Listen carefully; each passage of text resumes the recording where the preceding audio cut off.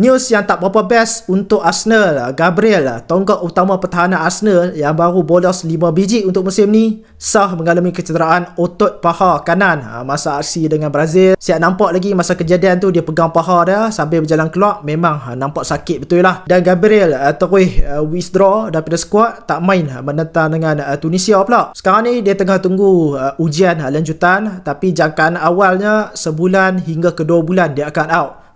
Memang sakit lah cerita dah. Timing pun memang tak kena langsung lah. Arsenal sekarang ni masuk fasa yang tengah busy gila. 14 game dalam masa 8 minggu. Gabriel ni pula literally dia main setiap minit permainan dalam Premier League musim ni. Champions League pun dia start semua.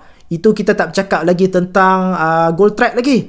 Berapa banyak punca gol Arsenal ni datang daripada bola mati yang dimenangi oleh first contact daripada Gabriel. Arsenal akan menentang dengan Spurs hujung minggu ni, kemudiannya lawan dengan Bayern Munich, dan kemudiannya Chelsea.